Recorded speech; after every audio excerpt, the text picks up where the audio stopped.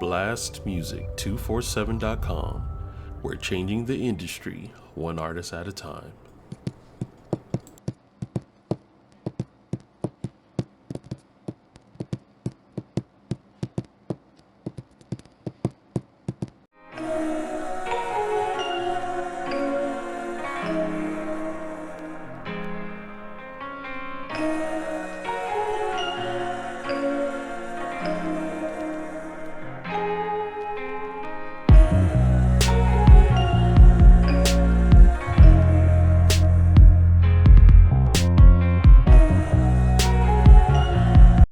Episode of Moments with Myra. I'm so glad you're here today. We are having an important and inspired conversation with a woman who is truly dedicated to serving our community. Quamekia Shavers, aka Q, candidate for Forsyth County Commissioner at Large. Q is passionate about equality, opportunity, and making sure that every voice in the county is heard. She is a leader, a mother, and a community advocate who believes in bringing people together to create real change. In today's conversation, we're talking about her journey, what inspired her to run, the challenges she's faced, and her vision for the future of Forsyth County. So grab your cup of coffee, settle in, and let's dive into the powerful discussion about leadership, community, and purpose. Thank you so much, Q, for being here. I really, really appreciate it. Now, for those who may not know you yet, can you share a little bit about who Q Shavers is beyond the campaign trail? Beyond the campaign trail, I am a mother of three. My eldest daughter is special needs, so I am all about inclusivity. I love being a part of the PTA at my kids' schools. I love volunteering at schools because I like to approach what I feel we have in deficit and inequality with how I can contribute back. And school is top for me because I believe, at least in my home, that school is my children's number one and only job. Um, I love to dance. I love to travel. I love to eat. I love to cook. Um, I love being a part of all of the amazing community-driven organizations that I'm affiliated with because they give me a broader platform to give back. Because every organization I am associated with, service to the community is top. It's our only existence, or I wouldn't spend my time and money there. Absolutely. So, what inspired you to get into public service and decide to run for county commissioner? Well, to be quite honest with you, I grew up in a home where politics wasn't even discussed. The very first time I voted was at the illustrious Winston-Salem State University at the Anderson Center. We were in class and my friend said, "Hey, we're going to vote." And I said, "Okay," because peers listen to peers. And so I voted for the very first time at the Anderson Center. And then after that, there was a very political driven professor at WSSU, Dr. Little, who talked to us about the importance of voting. So I understood I needed to become a consistent voter, and which I did. And then the more I became involved in it, I became what I like to call a 5-star voter, where I vote in the primary and I vote in the general, and I vote every time I am eligible to vote, which a strong voter is voting every 2 years. But what catapulted me into the political world here locally was my old principal, Dr. Tony Burton. He actually was the principal of Vision Works, and this was a school that you end up in if you are kicked out of public school. Okay. So he was very impactful on my life, and I always looked at him as a father figure. And he said, "Hey, I'm running for county commissioner and I want you to volunteer on my campaign."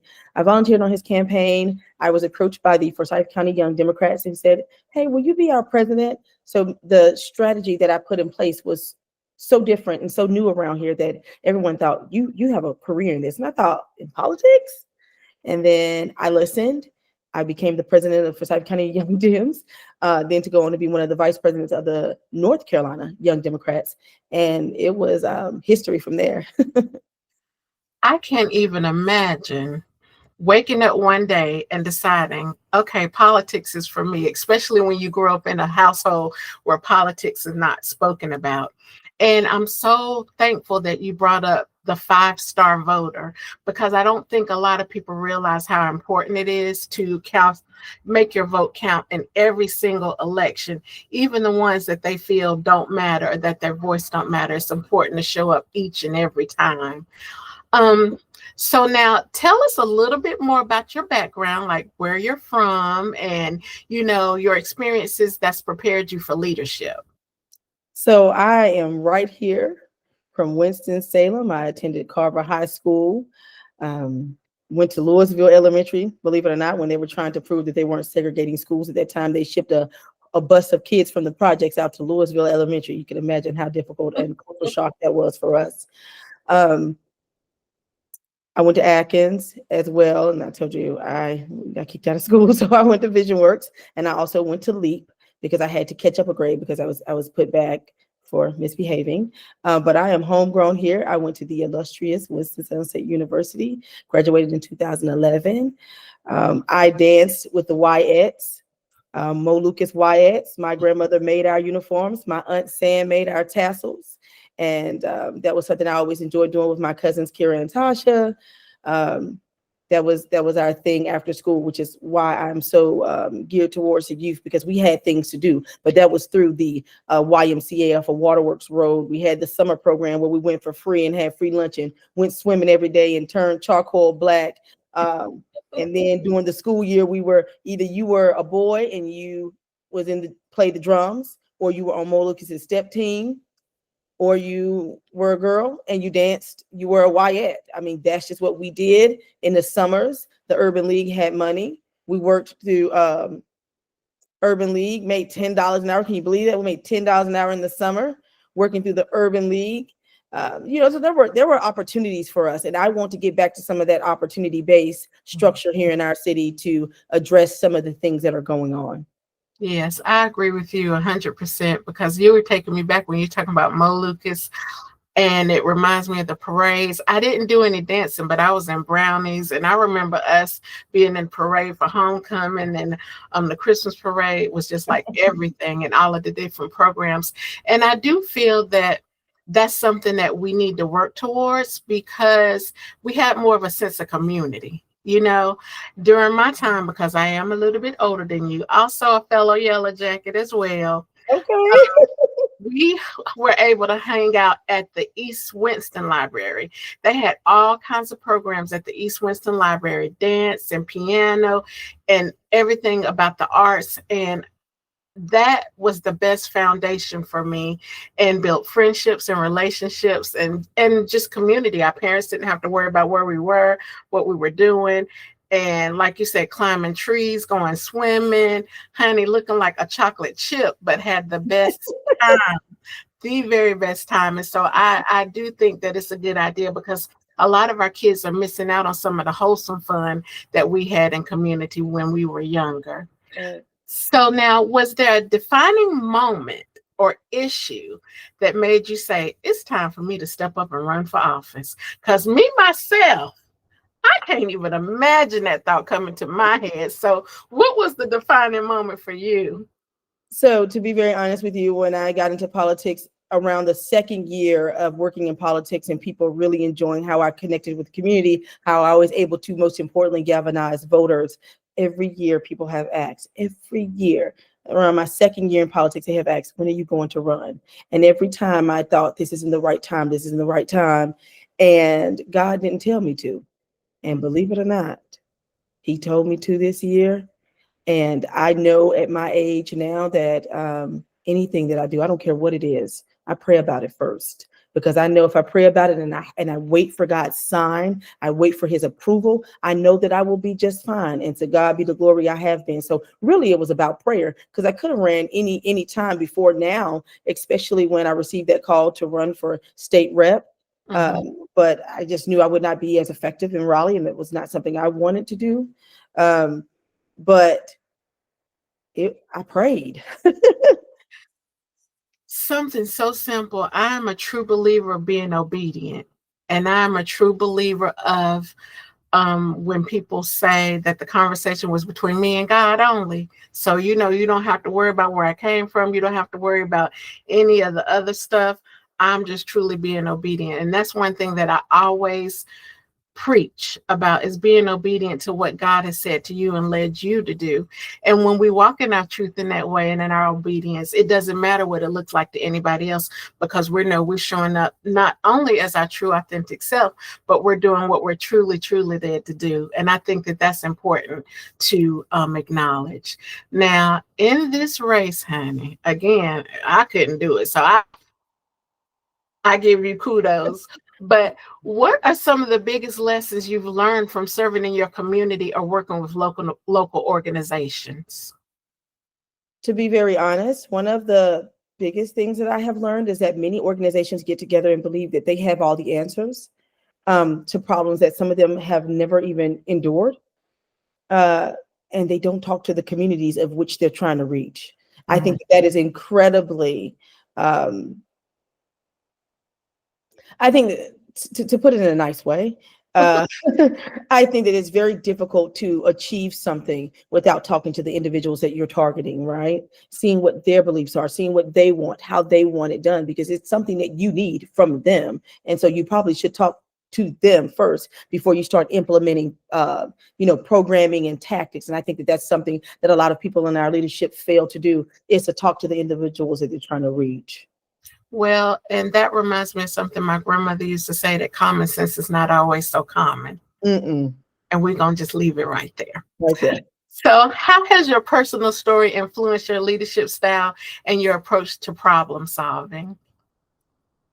I would say, coming from, governmental assistance lifestyle, right?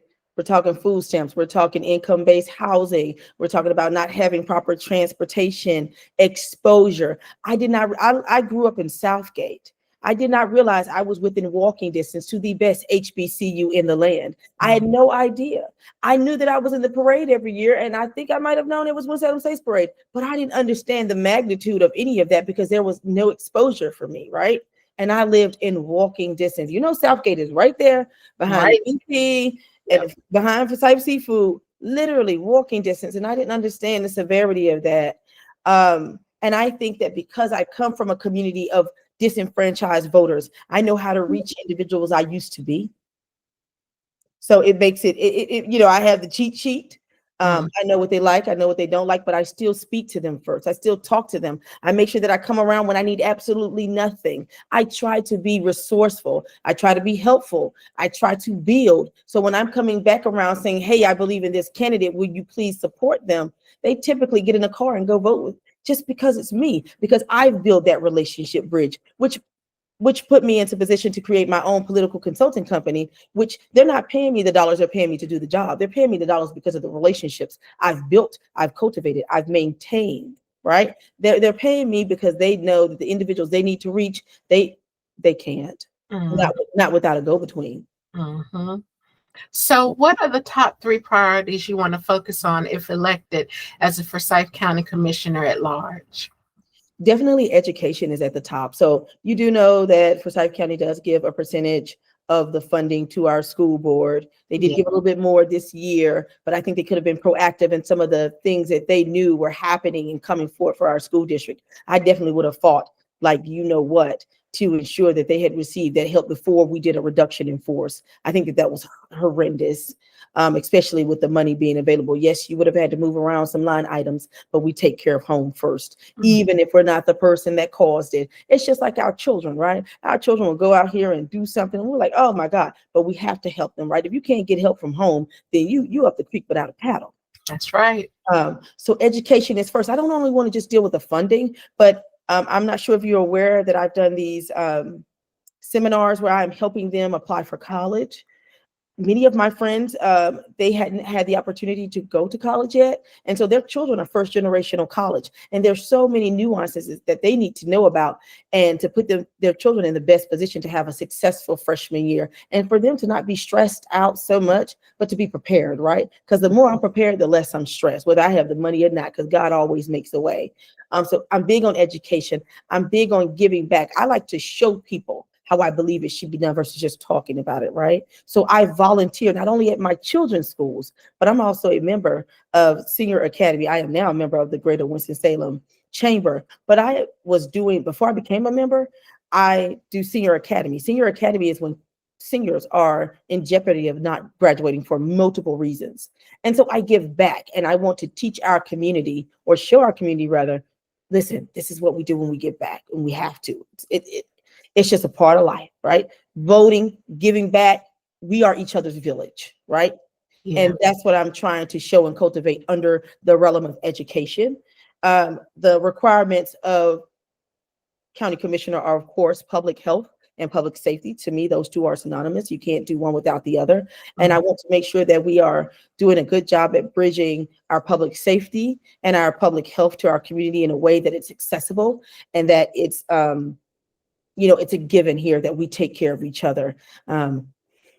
I think that our sheriff's department does a great job bridging with our community. I think he does an amazing job, not only him, right, because he's the face of the county, but his department, the individuals that he employs, does an amazing job bridging themselves with our community. And also he came in and did a great thing by ensuring that many of the deputies look like us, a community that had an indifference with law enforcement. I think he's done an amazing job at that. And I love how community driven he is. It makes us feel like we are a part of something greater than ourselves.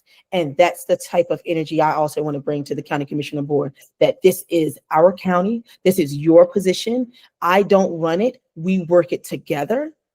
And I want to also bring the last piece, which is pretty unique because I'm a realtor, affordable housing. I want to encourage home ownership within the Black and Brown community. I want to encourage an increase because we are on the lower numbers of home ownership, and teaching them about the pride in home ownership, but also making sure that there are programs in education that is accessible to all constituents to build upon that. Because think about it like this: the county gets their money from taxes, right? Property taxes, mostly.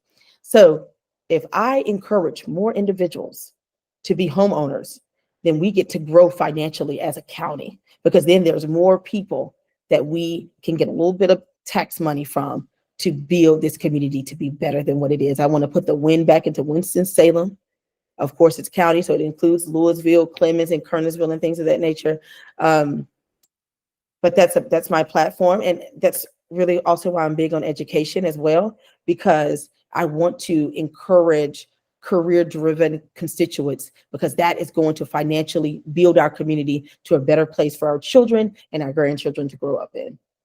Well, and I think that this is a great segue into my next question about bridging the gap. So many people feel disconnected from local government, or that their voices aren't heard. And I think that that's the reason why a lot of people choose not to vote, because they're like, well, it ain't gonna make a difference. No way. They're not paying attention to little old me. So I like the village mentality, because we always say it takes a village to raise a child, but it takes a village for us to come together as a community, especially with the state that we're in now with, EBT cuts and that kind of thing. So what are some of your plans to bridge the gap and make sure that every voice is heard, or at least that people feel more heard maybe this time around than they have before? So one thing is, I'm from North Carolina, but I'm actually from the show me state, right? I don't believe in just talking. I believe in showing people, right? And so that's why you'll find me at meetings standing up and speaking about the things that I know we care about. So that's number one, is actually showing them how to properly advocate. I go in there and I may be strong in my stance, but I'm always respectful. I always greet them. I always end with a goodbye or whatever. I make sure I keep things respectful, even if I'm in disagreement with what they're deciding on. The second thing that I really think is important is that, probably this is the first, so let me switch that. If I'm in the room, you're in the room. Sometimes we have elected individuals who go into the room and we believe that they have our best interests at hand. And then when we come in the room, we see that they're doing something else. We don't know whose best interest is at, but it's not at the constituents, right? They forget that in government, the constituents are at the top. And then you get into local government positions. Like if I was to name the chart, it would be constituents, mayor, mayor pro tem, councils, city manager, city attorney. And the same would be for the county, right? And so constituents are first. And I think a lot of people we've put in office, they've been in there so long that they have forgotten that. Yeah. They've become comfortable, right? And they've become so comfortable that they are no longer considerate, right? You're so comfortable in this position, you don't consider this, you don't consider that, you don't consider me, you don't consider other constituents, because you've become comfortable. But how we show our power is in numbers. And how I talk to individuals when I'm out canvassing or just out in the community, I tell them, listen, your vote does count, because this is a numbers game. Either you have enough to advance or you don't. And that's why I'm gunning home, this March 3rd date, because if people don't vote primarily, in the primary. Like for myself, I won't even be able to advance to the general. You have to vote in the primary because that means that you are trying to elect the person you think is best for the job. Even if they don't make it out of the general, at least allow them to make it out of the primary. Yes. And so I tell them it's a numbers game. Either you have enough numbers to go forward or you don't. So let's talk about equality and opportunity. What changes would you like to see in areas like housing, education, or even small business development? So as a realtor, I see this affordable housing being put on not only by the city, but also at the county. And so then when I go and crunch the numbers, it's affordable for whom? You're going into East Winston, dropping 200K homes off. Are you serious? When the average income there is below 50K a year, they won't even qualify for the loan. Right? And so, gentrification. I mean, you're moving people out, but where are you going to put them? We're going to look up and have more unhoused individuals than we've ever seen in our life if we don't stop this foolishness. 200K in East Winston or the north side of Winston or even the south side of Winston is a no-go. And I'm talking 200K plus, right? Mid 200s. So I see inequality there. You're saying you're putting up affordable housing, but really you're not. You're putting up nice houses. They're very nice. Nice townhouses, nice condos, but they're not affordable, right? So just call it what it is. Our school system. I can volunteer at this school and they have, just overflow of resources. Although sometimes it is stemming from their PTA, they still have an overflow of resources. And then I go to schools on the east side of town and, their school books are falling apart.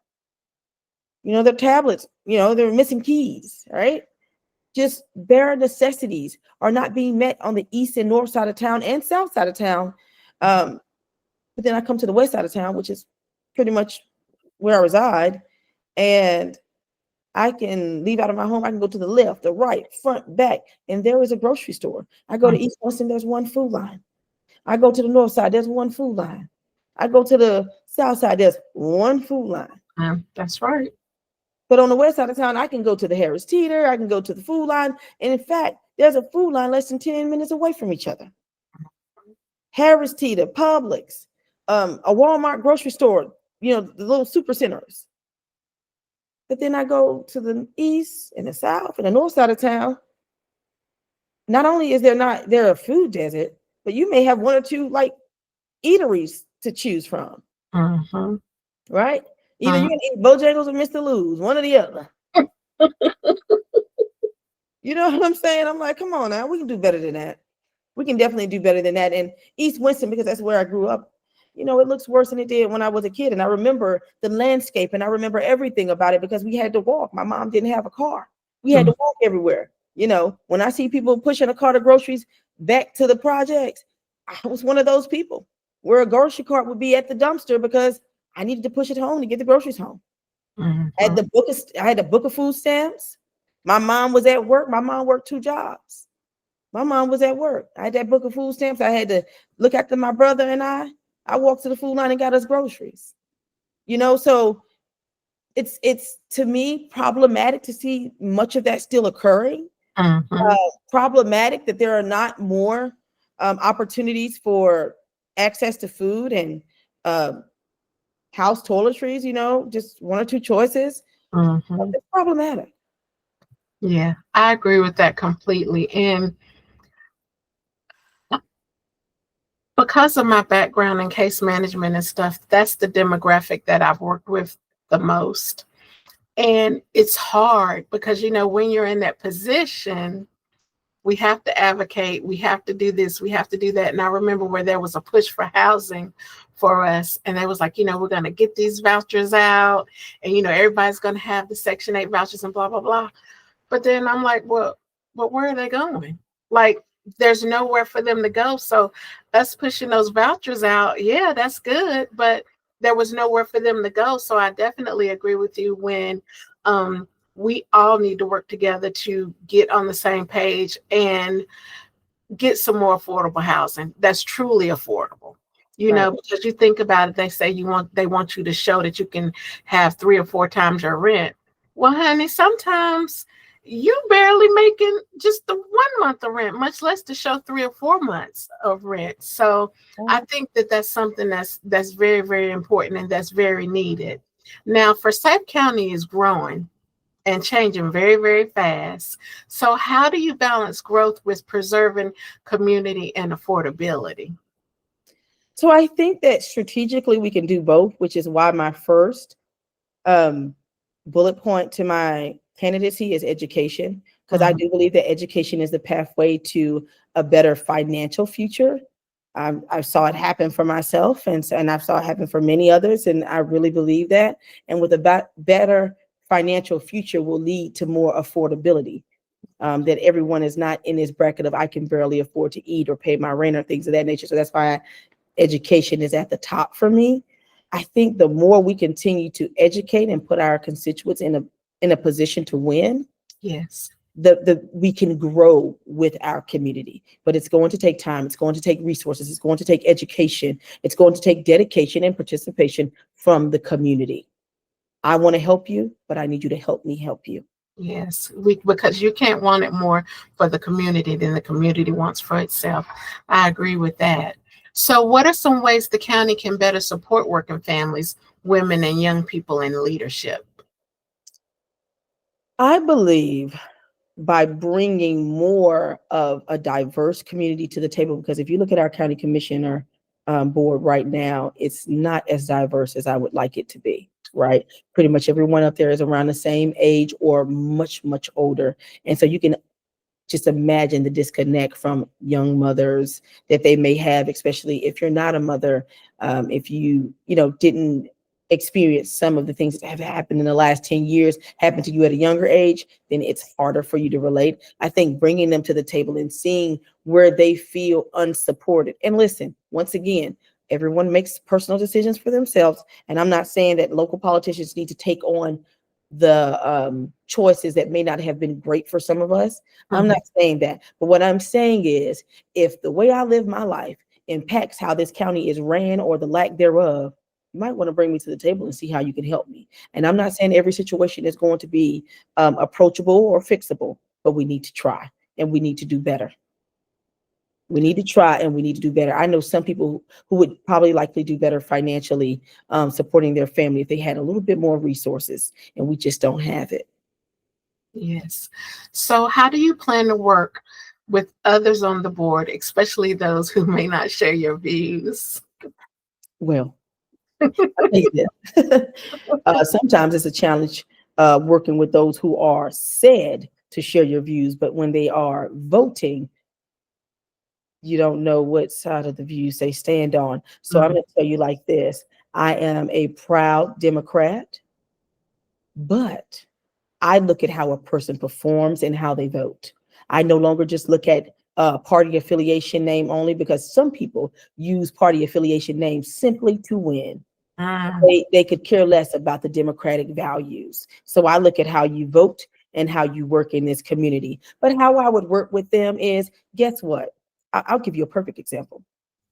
I hope this okay. Yeah. So Dr. Woodbury, if you watch county commissioner meetings, she seems to be the standalone, right? And that's okay, because she doesn't just vote with them just because they have the votes. She votes the right way upon the issue that's on the table, right? Mhm. She wanted more money for the schools, so she voted in that way, right? Even though they had the vote to pass their motion, she still voted against it. That is showing them that I'm not going to help you with a vote in the future if you don't work for the things that you know my district needs. That's right. And that's where I'm a little indifferent with two of the Democratic commissioners, is that you help them get everything they want for District B. But then when District A needs something, we can't get the votes. That's crazy. It should be a partnership. And I would let them know, if you're not going to vote for the things I need in District A for this community that is disenfranchised at a greater disadvantage, I don't care if you always have the votes to pass your motion. I won't be voting in favor for it. In Mhm. fact, I'll be up there voting out of favor for it every time, just to show you that I'm not going to play with you when it comes down to addressing true needs in our community. But my hope, my truest hope, is to be able to work strategically with whomever is on that board to get done what I need to get done for any district. Because at large position, you're working for both districts. You're looking out in the interest for both districts, but you want to make sure the district that's disenfranchised and at a greater disadvantage is addressed and taken care of just as well as you would for District B, point blank and period. Yes. Look, yes, that's my response to that for sure. So now running for office takes a lot of courage and energy. What keeps you grounded and motivated on your tough days? Whew. Okay, the first person I'm going to say is God, because I thank him for everything. I am nothing without him, and I am assured of that. But I get the cutest messages from y'all. And when I see y'all out, hugs, words of affirmation, excuse me. Sorry. That's okay. The support, people saying that they're going to vote for the very first time. It's the community. It's the community, God in the community, because this is a hard task. And I am a single mother. And as I mentioned earlier, I do have a child with special needs. And I just appreciate everyone. The support really keeps me going. Thank you so much. Sorry. That's okay, honey. That's okay, because this is real. This is a real conversation, real emotions, and real information. And this is the reason why I wanted to have you on as a guest, so that people could see you for who you are and not just for the stuff that's out there or information. I wanted them to be able to hear stuff directly from you. So you're perfectly fine. Now, my next question is, who or what inspires you most as a leader? So what leader would you aspire to be, or that you use kind of as a mock-up of sorts of the direction that you would like to go in? So quite naturally, former Vice President Kamala Harris. Yes. She's the reason that I wear pantsuits. I think she looks amazing. I love how she owns it. I also agree with her that pantsuits feel empowering. It just showcases a level of business. I love how she led with grace, that she was always supportive of our president. She never did anything to undermine him or disrespect him, but was still driven to do well for our country. How classy she is, when there's a lot of times she could have really got out of the bag. So that's my number one inspiration, at least on higher level of politics. And often I am, can you imagine who I'm compared to often? Oh yeah, I'm just waiting on you to say it. Congresswoman Jasmine Crockett. She is Absolutely. absolutely my favorite. She is unapologetically transparent. Yes. She's a fighter. She's not afraid to stand up and stand up alone if she has to. She's fierce. She just, to me, exudes this empowerment that I hope that I can share with constituents of Forsyth County, especially women. Yes. And another thing too is being a strong, powerful Black woman. We always have to deal with the angry Black woman. So it's so important for us, like you said, even with our vice president, to show up in spaces and always be respectful, always be kind, we have to always be a step ahead of everybody else with our emotions and keeping them in check. So yes, you're absolutely right.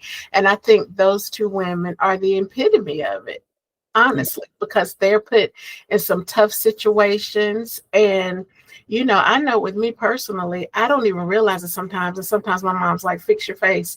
And you think you smiling, but honey, the face is telling a whole different story. So it's so important for you to be in a peaceful state and doing something that you believe in, something that you love, and being obedient to your call.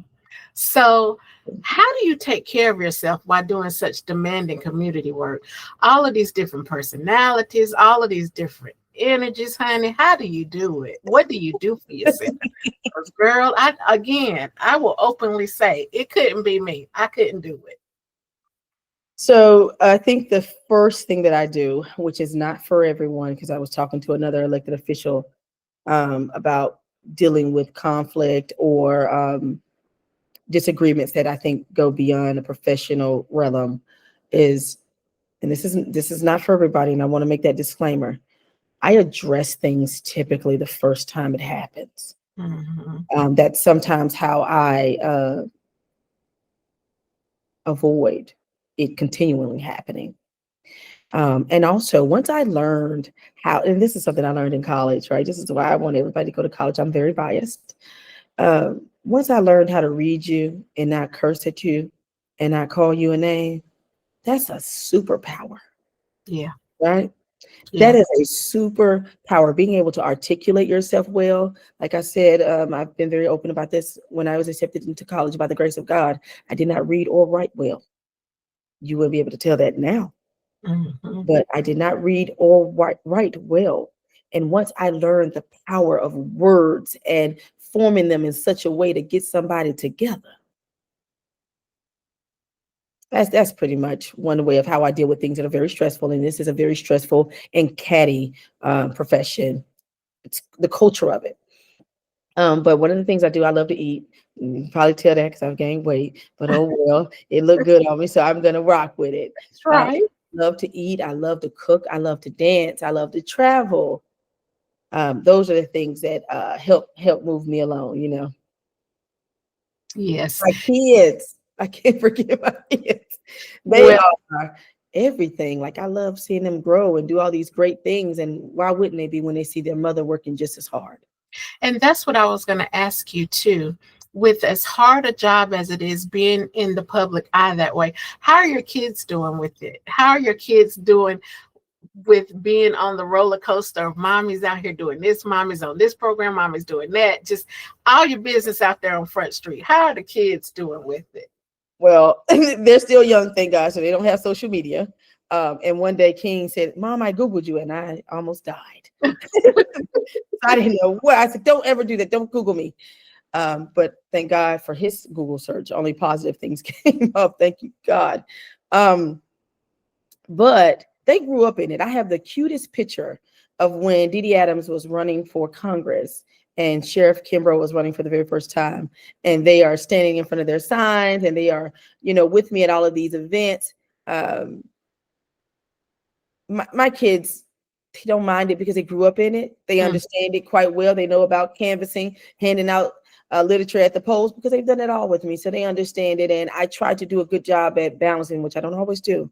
I try to do a decent job, rather, at balancing, not infringing on them having personal time. And because my kids are triathletes, they are in taekwondo, cheer, basketball. You know what I mean? So they run 5Ks. So my children are very, very active. And so they're used to the hustle and bustle, right? I don't watch TV, and people think I'm being dishonest, but I don't watch TV because I don't have the time. Neither am I at home in front of a TV. But balancing that for them, I think that they see that mommy goes to the ends of the earth to support the things that they love. And I think they just return that energy to me, and I'm grateful for that. That's a blessing. So when you're looking for Forsyth County 5 years from now, what do you hope people will say about your leadership? I hope they will be proud of me because I really want to make my community proud.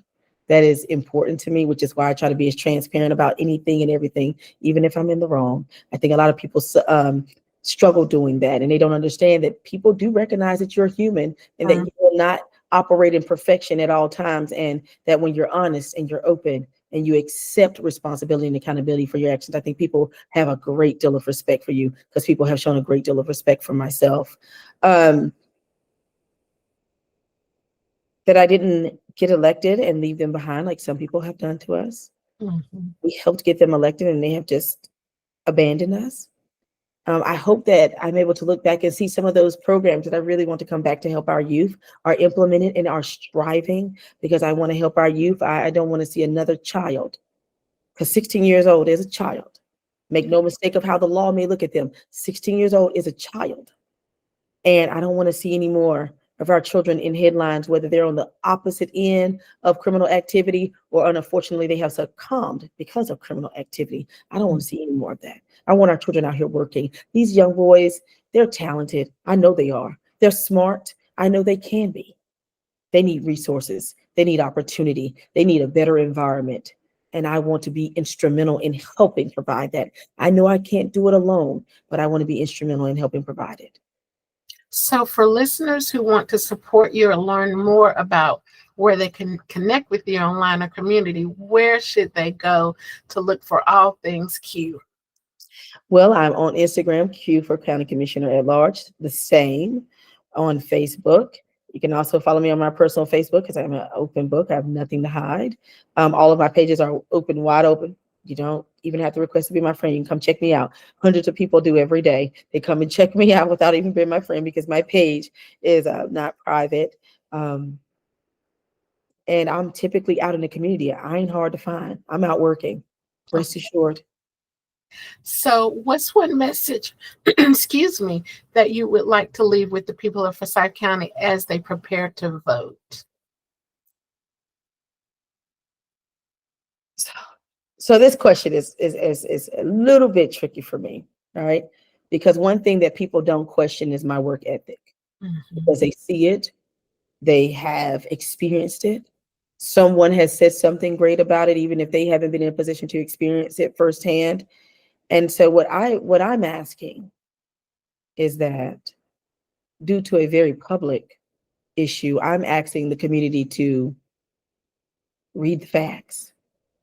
Stay away from the salacious commentary, but read the facts and look at my work ethic and look at how the community has surrounded me, not only physically, but financially, which those records are public as well through the Board of Elections. You can log on and see how the community has given to me, especially members who are African American, who are not accustomed to giving to any political candidate. I want you to see that support. I want you to see the doors that God continues to open for me. And I want you to take that in consideration if you have any doubt. Because I know people don't have doubt about my work ethic. That hasn't been come into question at all. But some personal things have. And you're more than welcome to talk to me about it. Because one thing I have and one thing I keep is a receipt. Honey, if people, the community at large, don't know nothing else about a Black woman, we keep all of our receipts. Mm-hmm. Even I've learned even the smallest, most minute thing that to somebody else looks like nothing. Keep everything, keep it all, because what you're not going to do is you're not going to try to call me out on something and not think that I'm prepared and ready for you. So I like that. And I think that that's a good note to end on. And something that was kind of playing in my mind as you were answering your last question is, may the work that I've done speak for me. And that's the one thing that I think is a good place for us to stop this conversation and this interview is, regardless of what you think about her personally, look at her work, look at the good that she's doing. The one thing, and I told you this, the one thing for me is I like being educated. I like how you explain things and break things down about the Board of Elections and the county commissioners, and you give us all of the ins and outs to have us have a better understanding. And it makes me want to show up, because I don't always show up for the small, primaries. I'm going to just be honest with you. But I need you.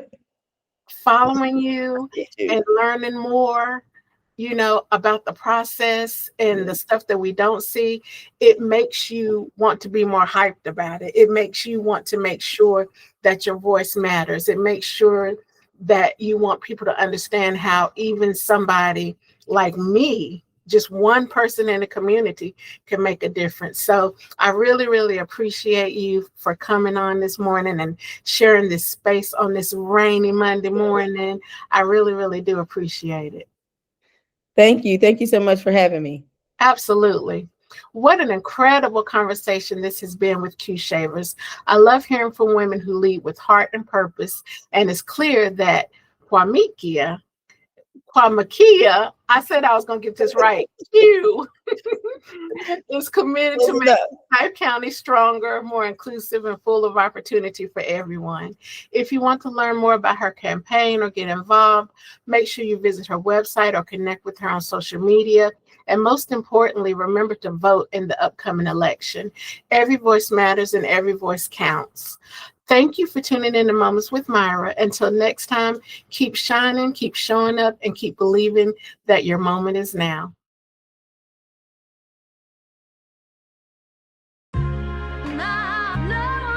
Man, got a brother out here in Raleigh, man. Shout out to that brother Sky High Fresh. Y'all know what it is.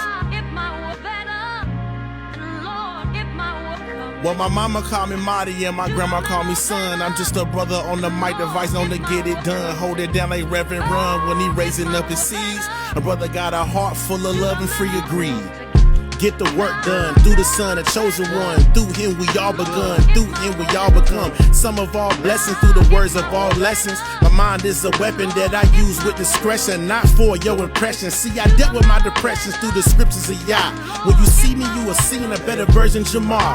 Just a man after righteousness, no fear of no viruses. The blood of Christ on my life is truly what I'm writing with. Killing demons, interceding, Holy Spirit leading to positions that I'm leading when I'm feeding the flock. Just a servant out here working while I'm touching the block. Souls thirsty and they hungry, you gon' feed them or not? Or try to scram for the gram as you lie for the props? I can look in your eyes and see the soul of an eye. That mellow, yeah. I'm an educated son of the only true son. Elohim representing, it's only just begun.